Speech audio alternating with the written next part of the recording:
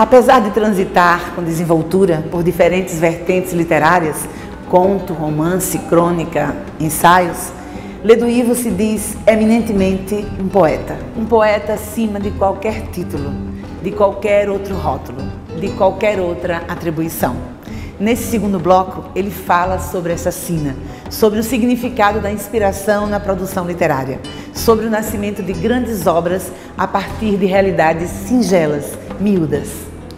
Mário Vargas Llosa diz esse subtítulo que eu acho muito bom e muito feliz. Toda vida merece um livro. Mas que vida é essa que se conta no livro? O senhor tem alguns livros considerados autobiográficos. E aquilo ali, onde fica a ficção por aí? Uma das coisas que mais me intrigaram na vida foi a morte súbita do Guimarães Rosa. 3 dias depois dele ter assumido a sua cadeira na academia. Por quê? Ele podia continuar, podia escrever novas obras-primas, novos Sagaranas, novos Grandes Sertão Vereda, né? De modo que você não pode explicar porque uns morrem cedo, porque uns morrem tarde. Quer dizer, não há nenhuma vida que você teoricamente não pudesse escrever sobre ela. Você vê, por exemplo, grandes escritores como Emily Brontë, autor do Morro dos Ventos Vivantes, que é uma das obras-primas da humanidade, né? Vivia numa pequena cidade, onde nada acontecia, uma família puritana, conservadora, num mundo fechado, né?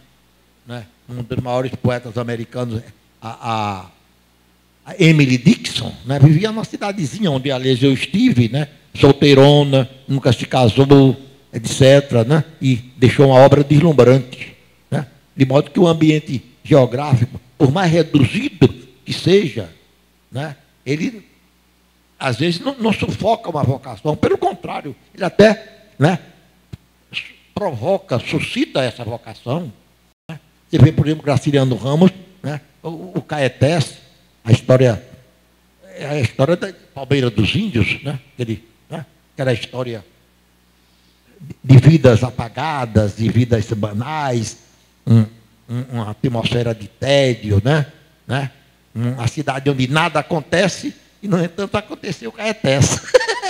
Não é verdade? De modo que isso depende do talento particular ou especial do romancista, né? Tolstói tinha até uma frase que diz: pinta bem tua aldeia e serás universal.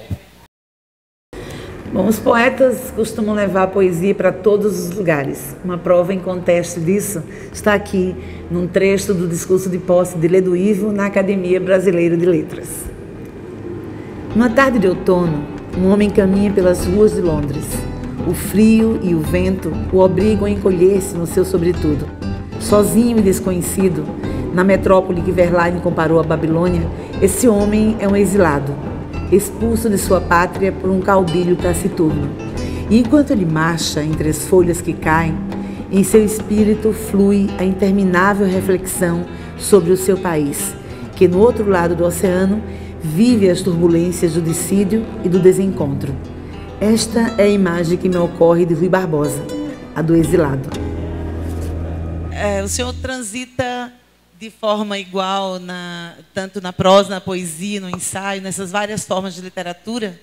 E a primeira pergunta é: em qual delas o senhor se sente mais à vontade? E a segunda é se o senhor acredita em inspiração, em que nível ela se dá no seu trabalho, além da transpiração? Em primeiro lugar, eu me considero fundamentalmente um poeta. Fundamentalmente. É como se fosse a Petrobras. Poesia é o petróleo. Ensaio e romance é petroquímica. De modo que eu me considero fundamentalmente um poeta. Mas não sei porquê, é uma coisa misteriosa que você não pode me explicar. Eu me afirmo em vários gêneros. Talvez o fato de eu ter sido jornalista a vida inteira me tenha levado a escrever prosa ensaística, né? Por exemplo, esse Vento do Mar é um livro. Muitos dos artigos aí foram publicados na Manchete, né, sobre Graciliano Ramos, né, e vários outros, etc. Mas eu me considero fundamentalmente um poeta. Né? Agora, reconheço que eu tenho feito muitas incursões, né, em outros gêneros, né, não posso me censurar, né, porque uma dessas incursões é a minha declaração de amor a Alagoas, que é o meu romance Ninho de Cobras, na verdade, e também, né, isso me permitiu, vamos dizer, talvez formar uma fisionomia literária, né, assim, mais ampla. Quanto ao problema da inspiração, eu acho que há muita confusão nessa história, né? Com certeza. Em primeiro lugar, nenhum santo de macumba baixa em cima de um poeta. Quer dizer, você faz um poema, escreve um romance com a sua experiência pessoal, com os meios artísticos de que você dispõe. Entende?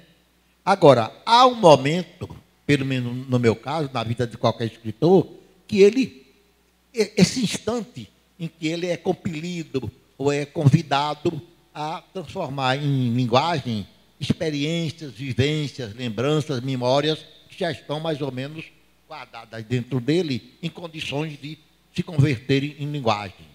Entende? E, de alguma maneira, a inspiração, na verdade, não é uma inspiração. A inspiração é aquilo que ele recebe e guarda. Mas ele escreve como uma espécie de expiração de uma transpiração. Aquilo que ele põe para fora. A poeta, por exemplo, Manuel Bandeira, dizia que só escrevia poema quando o poema vinha. Né? Quando o poema acontecia, no silêncio, etc., você está um dia e tem a disposição de escrever um poema. Né? Porque não escreve poema todo dia. Poeta escreve poema diariamente. Né? De modo que, na minha opinião, há muita confusão. Inspiração é o momento, é o instante, né, em que a experiência pessoal do poeta, aquilo que está mais ou menos informulado no inconsciente ou no subconsciente, sobe à tona e se transforma em linguagem. Né? A este momento você pode dar o nome de inspiração, que é, no fundo, uma respiração, uma transpiração. O mundo é uma coisa muito curiosa. Shakespeare, numa das peças dele, eu digo até isso, descobri isso e pus até num livro meu, parece que o aluno relapso, se não me engano. Shakespeare diz que a poesia é um fingimento. Agora, não é um fingimento. E, no fundo, é o problema da mímese grega, na verdade. É, exato, né? De modo que esse negócio da poesia como um fingimento, a arte como um fingimento, como uma mentira, como uma mitologia, isso quase uma banalidade. Eu queria falar um pouquinho sobre uma história que a gente sabe, em todas as facetas da arte, todos os segmentos da arte, existem aquelas obras caça-níqueis, né, que se auto-intitulam de obras de arte, saem por aí, enfim. Às vezes até isso causa um efeito muito negativo sobre as obras de qualidade, na hora que elas vão para o público, encontram uma certa dificuldade para abrir as portas.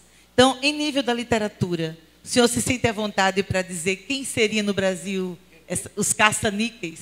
Se não existe justiça, não? O mundo continua, vamos dizer, sob o signo, sob o mistério da injustiça. Por que você poderia, então, exigir justiça literária? Só aquilo que tivesse realmente valor literário fosse reconhecido e, ao mesmo tempo, outras coisas não fossem. Ao mesmo tempo, tem um problema. Quer dizer, nem toda obra literária é do escritor profissional. Tem milhares de pessoas no mundo que escrevem como uma espécie de afirmação pessoal. São, às vezes, pessoas humildes, entende? Que escrevem porque querem escrever, escrevem seus poeminhas, escrevem seus contos, essas coisas. E essas pessoas, eu tenho o maior respeito por toda e qualquer manifestação literária. Os atores mudaram, você está vivendo num mundo novo, não é apenas no Brasil, né? Em todo o mundo, né? Os escritores já não têm a aura que tinham antes. Eu digo isso porque, por exemplo, eu pergunto à minha tradutora, a minha editora norte-americana, quais são agora os grandes poetas americanos? Ela disse, não sei dizer. Na Inglaterra, a mesma coisa. Né? Na França, você não sabe quais são os grandes poetas mais, nem os grandes romancistas. Né? O mundo mudou. São outros atores, outras maneiras de contar a história. Né? Quer dizer, o romance e a fabulação, hoje no Brasil, são as novelas da Globo. Tem enredo. Né? Tem começo, meio e fim e personagem. né? De modo que o romance mudou de tal maneira que hoje não há mais histórias no romance, né? A poesia se reduziu de tal maneira que hoje é o que chamam de metapoesia, metalinguagem, é poesia sobre poesia, né? Antigamente a poesia era uma coisa mais ampla, que, né, abrangia tudo, né? Vivia em, quer dizer, um círculo de leitores muito maior, num certo sentido, né? De modo que realmente isso causa muitas perguntas e muitas perplexidades, e as respostas são escassas ou temporárias, né? Eu sei que o mundo mudou, que nós estamos vivendo no outro mundo, mas num mundo inteiramente diferente, não é verdade? Quando eu fui para o Rio de Janeiro, durante a guerra, eu gastei 27 dias, né? Hoje eu gasto 2 horas, né, de avião, e contando os atrasos, né? Contando os atrasos. O oceano que eu sempre via de longe, quando o bonde dobrava a curva do farol, agora está perto de mim. Quem nasce aqui e respira desde a infância um aroma de açúcar, vento, peixe e maresia, sente que o oceano próximo cola em todas as coisas e seres um transparente selo azul. Estou sempre aqui, a lagoa está sempre no meu coração, na minha lembrança, na minha memória, né? Como você acaba de mostrar o farol desaparecido de Alagoas, né? Eu presumo que guardei no meu trabalho uma Alagoas desaparecida. E talvez essa seja a minha maior alegria. Obrigada, Dilma. Obrigada, Ledilve. Que nós possamos fazer a crônica desse momento, né? Já que ele reclamou que algumas coisas desapareceram de Alagoas, sem que ninguém tenha registrado, que alguém possa registrar esse momento histórico quando ele está sendo homenageado. Este é o meu lugar, entranhado em meu sangue, como a lama no fundo da noite lacustre. E por mais que me afaste, estarei sempre aqui, e serei este vento e a luz do farol, e minha morte vive na cioba encurralada. Bem, ficamos por aqui. A gente agradece a sua presença cúmplice, a sua companhia e deseja ao Ledo Ivo no próximo dia 18 um felicíssimo aniversário. Um beijo grande e até a próxima sexta.